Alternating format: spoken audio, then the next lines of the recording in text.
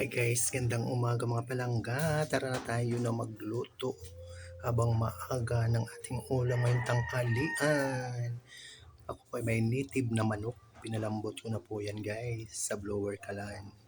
Yan po ako ingredients. Igigisa ko siya muna bago ko lagyan ng ating kakang gata. So adobo sa gata po siya guys. So yan, tara na tayo na magluto. At nang maaga tayo makapananghalian. Let's go! So yun guys, sangkutsa muna natin ang ating ingredients. So yun guys, ang ating native chicken. Ayan, malambot na yan mga palangga, pero kailangan natin mapalambot pa rin sa gata para masarap. So yun, yan na siya guys.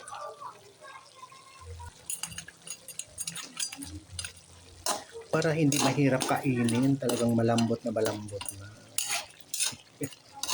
Subo ka na lang ng subo. So yun. Kaya shout out sa aking mga palangga dyan na masipag, makipag-engage sa akin. At sinusuklian ko naman po kayo. Yan. Lalo na sa aking number 1 commentators, likers, reactors, Ma'am Flor Abdi na maraming salamat. At Ma'am Elina Anong Marasigan, at Ma'am Melinda Kelis. Yan. So yun guys, buksan natin. Oh, ayan na po siya.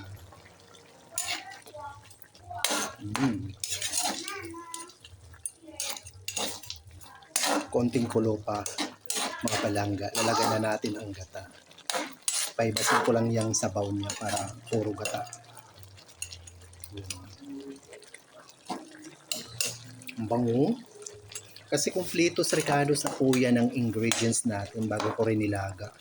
May pamintang dahon at do. Yan. Kaya mabango na siya guys. So ayan guys. Sibas na yung sabaw. So atin na ilagay ang ating kakanggata mga palangga. So yan. Ganon po yun guys. Saka natin pakuluin at pahibas-hibasan uli.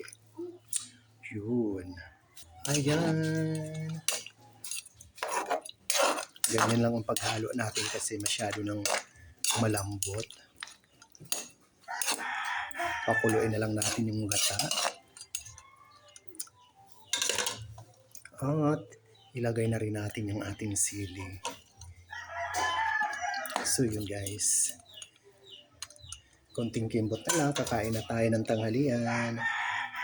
At takpan muna natin. Yan.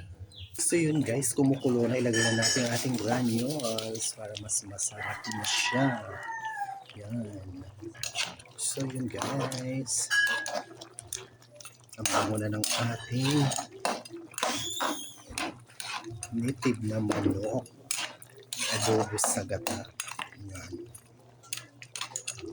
Uli, maraming salamat sa patuloy na pagsubaybay palagi sa aking mga mumunting video sa Romeo Your Ella Vlog. Thank you so much for watching, sharing, follow, and like. Love, love, love. God bless us all po. See you sa next video mga palangga. Yan, paibasi-basin ko na lang ang sabaw. Okay na po siya. So yun guys, bye. At luto na.